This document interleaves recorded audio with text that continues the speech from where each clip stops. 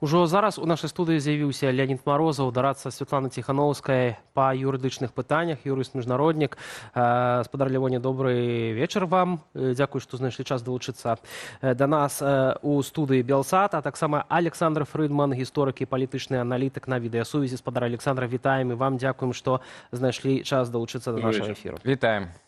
Спадар Александра, вось вы калі чулі усе гэтыя сведчанні былых палітвязняў пра іхныя вопыт перабывання за кратамі, якія ў вас думкі былі? Перадусім, канешне ж, мы б хацелі задаць пытанне, ці рэжым Лукашэнкі разлічваў на тое, што, в прынцыпе, гэтыя людзі, калі яны даедуць да Вільны, яны агучаць сапраўдныя ўмовы ўтрымання беларускіх палітычных вязняў у турмах, ці ўсё ж такі рэжым Лукашэнкі гэта не хвалюе?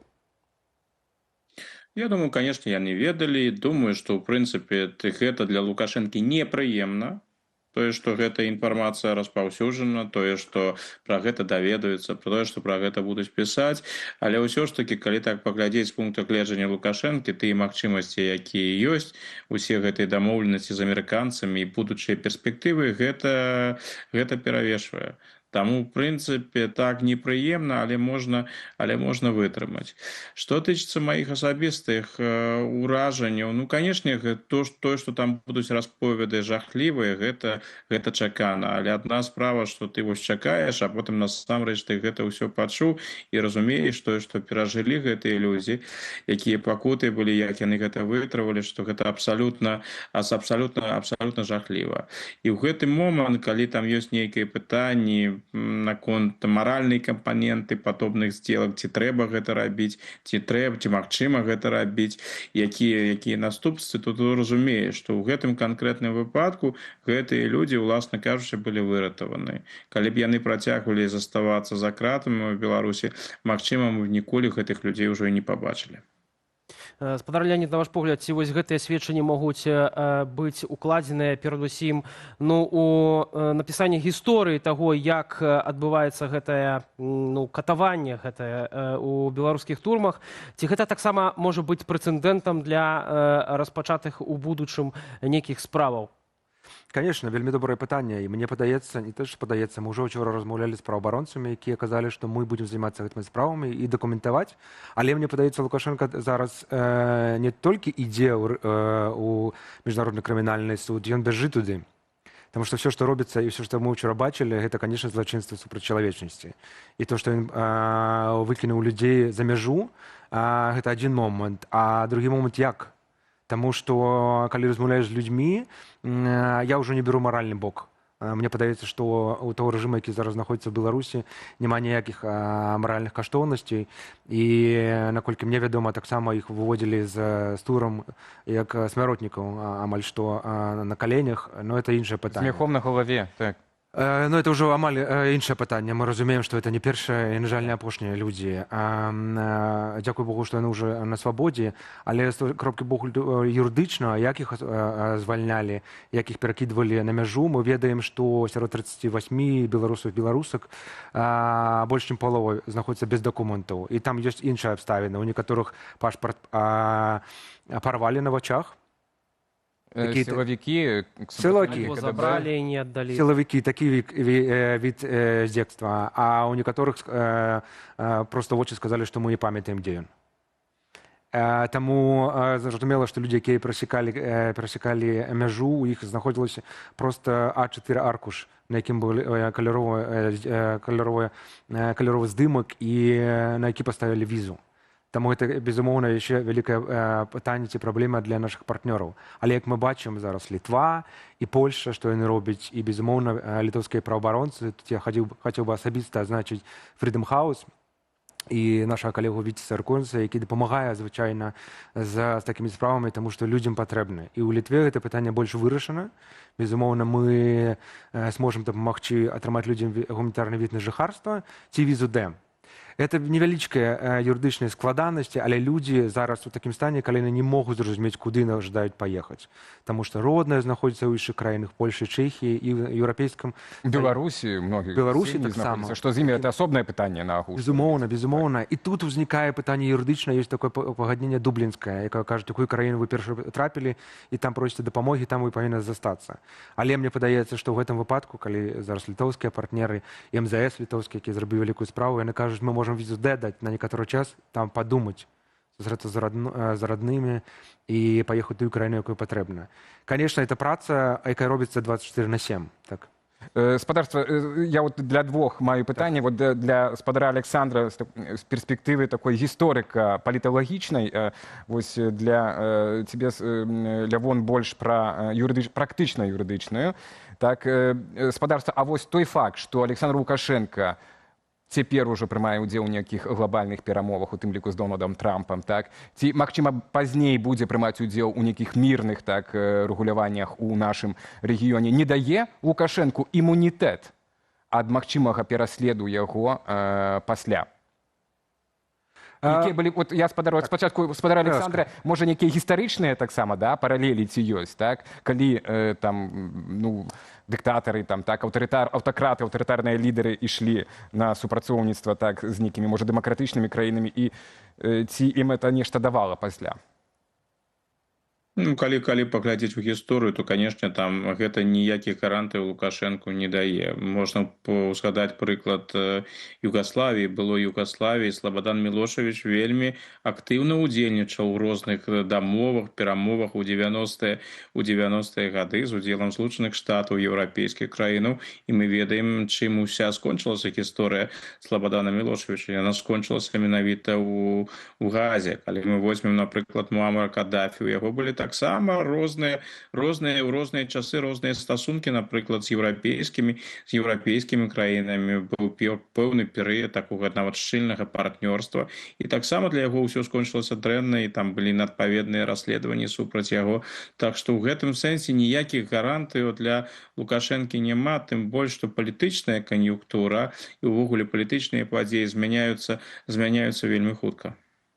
Спадар Лявоне, давайте звернемся да кейсу Міколы Статкевіча. Гэта зараз усе абмяркоўваюць.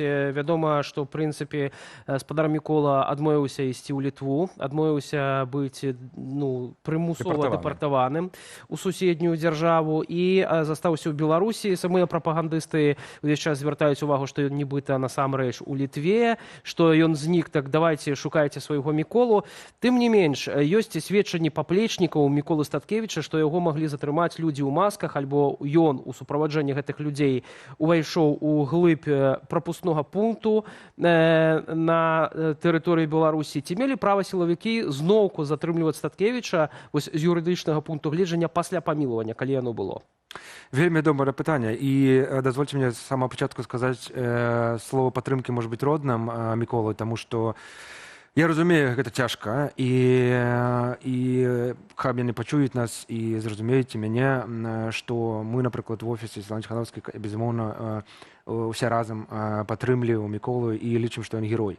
Гэта безумоўна. Што тычыцца юрыдычных аспектаў, цяжка размаўляць зараз пра Беларусі, юрыдычныя аспекты, як гэта працуюць, і, на жаль, гэта не працуюць ніяк. І па якім чыннікам затрымалі, мы таксама дагэтуль не ведаем.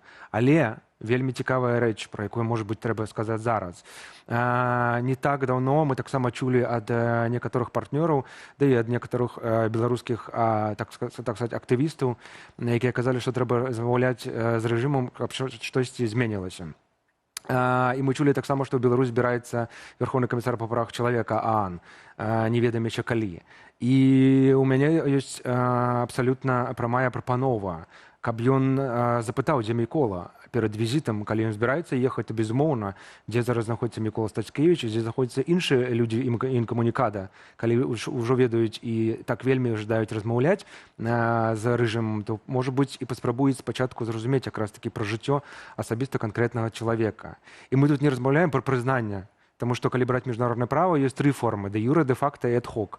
З талібамі таксама размаўлялі, і это не значит, што і амбасада была знаходзілась в краіне, і это не значит, што рэжым легітымізуецца. Не, это робіцца для вырашэння гуманітарнага трэку, а беларускі трэк якраз такі. Вось якая прамая прапанова для тых таксама, хто з беларускіх дэмакратычных сілаў кажа, што трэба размаўляць з рэжымам. Паразмаўляйце.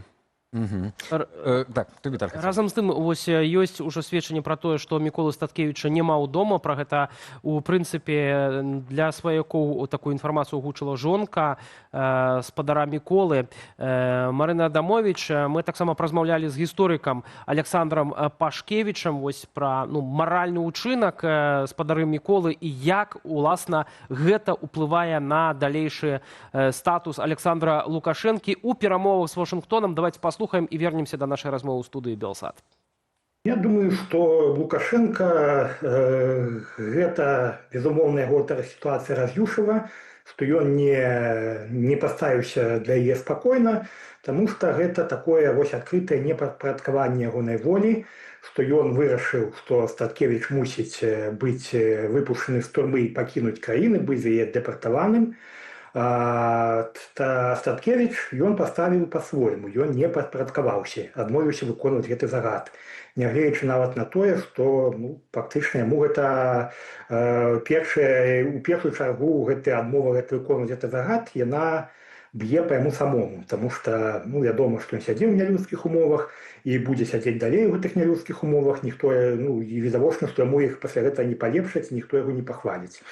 То бок ён гэта зрабіў абсалютна свядома, разумеючы, што чым рызыкуе, і тое, што Лукашенка кінулі такі выклік, тое, што ён гэты выклік пабачыў увесь свет, уключаючы там і Пуціна, і Трампа, і ўсіх астатніх, то гэта, конечно, для яго моцны удар па ягонаму самалюбству.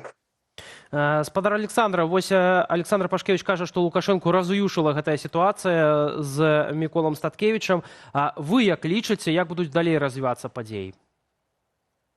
Я думаю, что Лукашенко сыходзіў з таго, паколькі ён жа заўсёды падкрэсліваў, што адзіная умова нейкіх дамоўленасцяў, што тыя людзі, якія будуць вызвалены, пакінуць тэрыторыю Беларусі. Ён, напэўна, лічыў, што гэта ўжо абавязак амерыканскага боку, альбо літоўскага боку, альбо сумесны, зрабіць так, каб усе сапраўды Беларусь пакінулі. Пры гэтым Лукашенко дакладна разумеў, што Мікола Статкевич гэта складаны выпадак, гэта прынцыповы чалавек, які больш за 10 гадоў правёў пры Лукашенку за кратамі і які не будзе падпарадкоўвацца такім загадам, што яго немагчыма просто так вось прымусіць сысці з Беларусі. Гэта чалавек, які ніколі не з'язджаў і не збіраўся з'язджаць.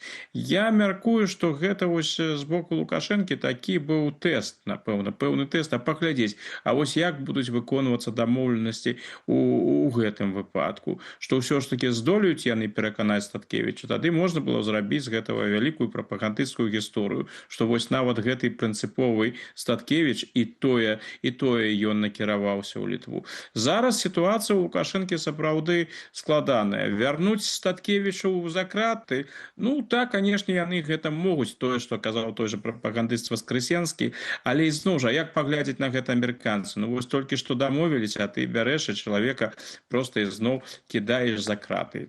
Пакінуць яго проста ў Беларусі, каб ён быў у Беларусі на волі, гэта Лукашэнку зусім не патрэбна, ведаючы характар Міколы Статкевіча, які там спакойна сядзець і глядзець у паталок, уласна кажучы, не будзе. Што робяць зараз беларускія ўлады? Мне падаецца, мы назіраем вось за такім сцэнарыем, які яны ўжо выкарыстоўвалі ў шмат якіх выпадках.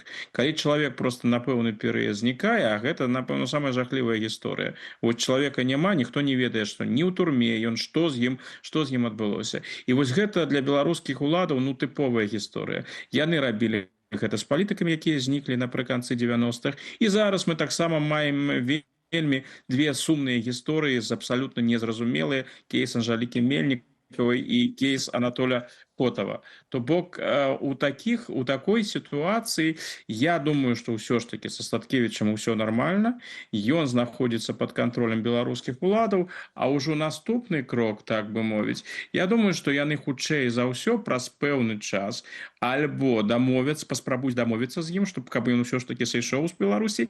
Калі гэта не атрымаецца, думаю, што могуць паспрабаваць закінуць яго на тэрыторыю Польшчы, так, да Польшчы альбо Літвы, ну, хутчэй Літвы, як яны гэта робяць з нелегальнымі мігрантамі.